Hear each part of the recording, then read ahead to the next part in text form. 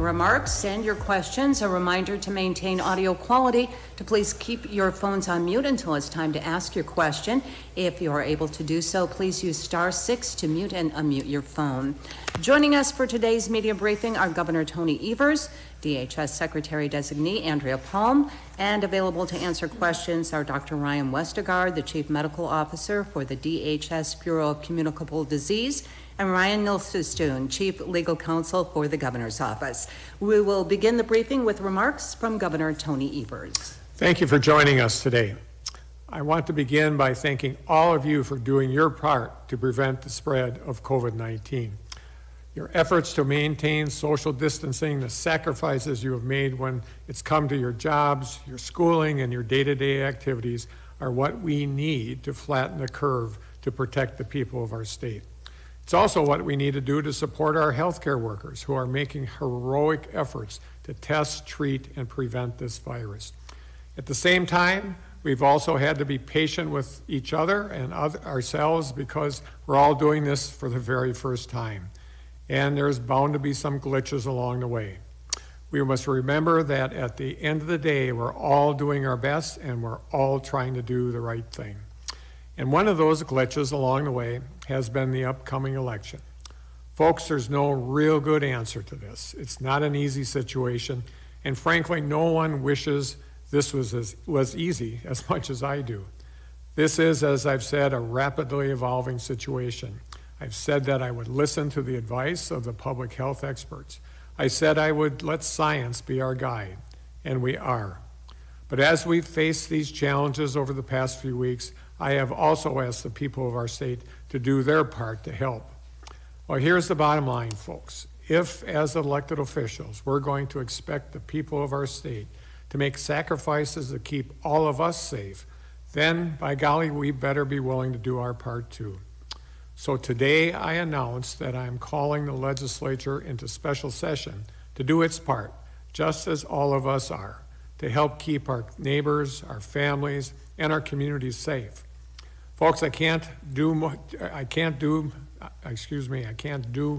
this or move this election or change it on my own. My hands are tied. And that's why I spoke to the legislative leaders about this weeks ago. I even publicly called on them to act. They have made it clear they are unwilling to change. I was hopeful that the courts would help intervene in this issue. All the while, I've moved ahead making plans for the election. I've called up the National Guard to help meet staffing needs at polls across our state. I've worked to provide PPE, cleaning supplies, hand sanitizer, and pens for every polling location. The bottom line is that I can't ignore that municipal leaders from Green Bay to Milwaukee to Waukesha significantly condensed the number of polling locations available, creating a dangerous situation where voters, staff, and volunteers will not be able to avoid large groups or practice social distancing when they go out to vote. This is a significant concern and a very unnecessary public health risk. I hope that the legislature will convene and take up a special session tomorrow for an up or down vote to send a ballot to every registered voter by May 19th who hasn't already requested one, and to extend the time for those ballots to be received to May 26th. It's time for the legislature to do its part, just like all of us are, to help keep each other safe. And in addition to announcing the special session today, I am also announcing another important initiative. All of this, I know, has caused considerable stress on everyone.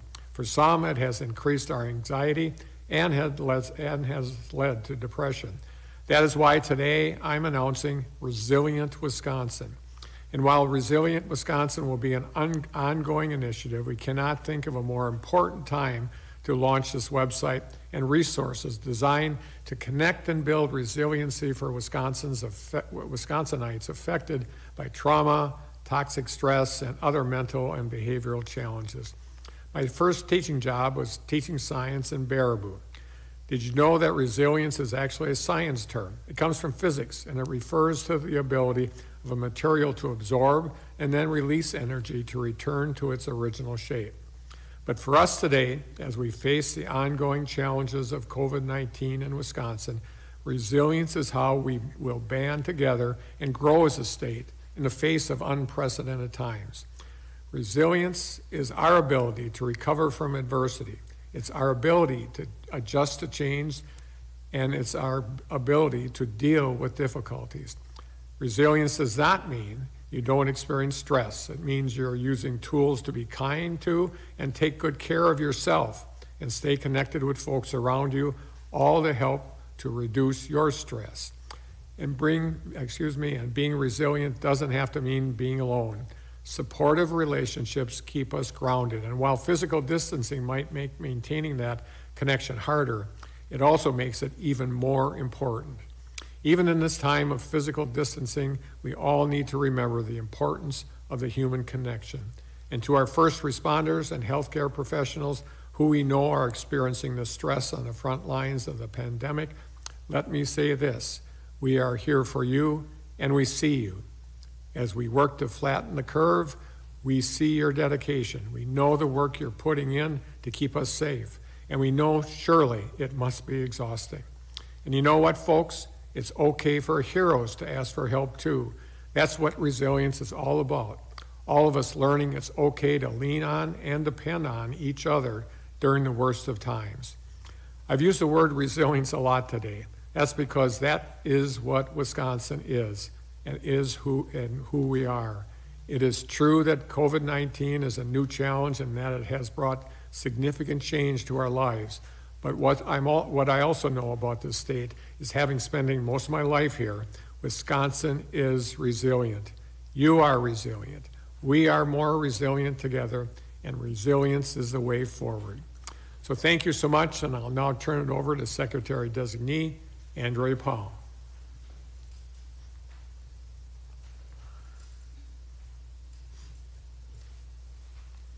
Thank you, Governor Evers.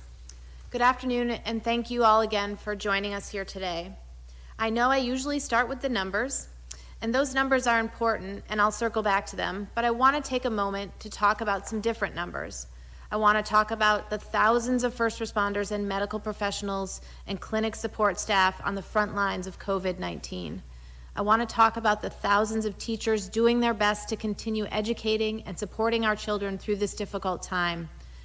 Thanks as well to the grocery clerks and gas station attendants and warehouse workers and delivery drivers. A big debt of gratitude belongs to the millions of Wisconsin residents protecting each other by following Safer at Home, because we know that flattening the curve is how we save lives. And I want to acknowledge those of you worried about loved ones who are sick with COVID-19 and to honor those who are grieving loved ones who have passed away. This is all difficult work, and I want to acknowledge and thank you for that work. Staying safer at home is so important, but we know that it isn't easy. We want to make sure you have the tools to care for yourself, to stay connected, and to reduce stress when possible. And our website, resilient.wisconsin.gov, provides information on these tools and additional resources to explore about caring for yourself, about staying connected, and about reducing your stress. It may seem selfish to prioritize your own needs at a time like this, but in reality, it's not selfish, it's self-care. We need that self-care to deal with our stress and make it possible to care for others around us and stay connected. Supportive relationships keep us grounded, and physical distancing can make maintaining that connection harder. It also makes it even more important. We can't change our current reality, but we can change how we react to that stress. One of the most effective ways to reduce stress is to reduce your risk of infection. Wash your hands for at least 20 seconds. Use soap and water. Cover your coughs and sneezes. When you leave your home for essential trips to the grocery store or pharmacy, please remember to stay 6 feet apart from others. And remember, you are safer at home. Knowing that you are doing all you can to flatten the curve in our state can help relieve some of that worry. But sometimes these strategies aren't enough, and we want you to know that it's okay to ask for help. We know that feelings of isolation, economic hardship, or fear of getting sick, that all of these can pile up and make us feel overwhelmed, anxious, or depressed. Telling someone about these feelings isn't a sign of weakness. It can be a necessary tool to survive in this ever-changing situation. So I encourage everyone to visit resilient.wisconsin.gov covid-19.wisconsin.gov to find the resources you need to build resilience and bounce back from this tremendous disruption in all of our lives. I now want to turn back to the numbers that I usually start with. So today, we have 22,377 negative tests in Wisconsin, 1,916 positive tests, and 37 deaths from COVID-19. Of those 6 new deaths, 1 is a male in Dane County in his 80s, 3 are Milwaukee County residents, a female in her 70s, a male in his 70s, and a female in her 80s. And the final 2 new deaths today are in Ozaukee County, a male in his 70s and a female in her 90s. Today, we have 2 additional counties reporting cases for the first time, Rusk and Barron. Our hearts are with the loved ones of the people who have passed, as we have said many times, and I know that you certainly share that sentiment. And we wish for those who have been diagnosed with COVID-19 a quick recovery. In all areas of public health, data is an important tool, and the numbers do tell us a story. This week, we added new information to our COVID-19 data webpage. In addition to case counts and case counts by county, we're now providing the number of hospitalizations, cases by date, and the cumulative total cases by date that have been confirmed. Keep watching, there is more to come. But collecting and disseminating data isn't as easy as 1, 2, 3. Our data team reviews each piece of information we collect for accuracy. And although it is a thorough process, when it comes to being transparent and providing you a true picture of that situation, it is important that we get it right. We look forward to bringing you more information as we continue to analyze and collect data on this pandemic and its effects on Wisconsin. As a final note, I want to point out that next week is Public Health Week. So I want to take this opportunity to acknowledge our local and tribal health officers who, like our healthcare providers, have been on the front lines since day one. You are true partners, and we could not respond to this pandemic without you. Finally, while the numbers may not seem like you're making a difference, believe me, you are. Please continue to remain patient and stay safer at home. With everyone doing their part, we will bounce back from this pandemic. Thank you.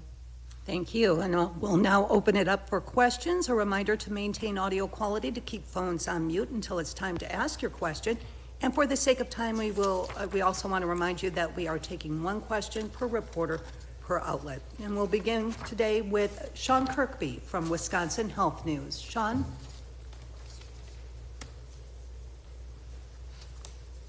And a reminder, *6 to unmute your phone. Sean Kirkby from Wisconsin Health News. Hi, this is Ashley Kim from Wisconsin Health News. Go ahead. Hi, I had a question on unrelated to the election, but related to a call made by Milwaukee leaders yesterday for the state to work with the Army Corps of Engineers to build a field hospital at the state fairgrounds in West Dallas. Is that something, Governor, that you plan to work with them to do, and are there plans to build any other field hospitals to help relieve capacity at area hospitals, either in Milwaukee or Madison, other parts of the state? So this is Andrea. There are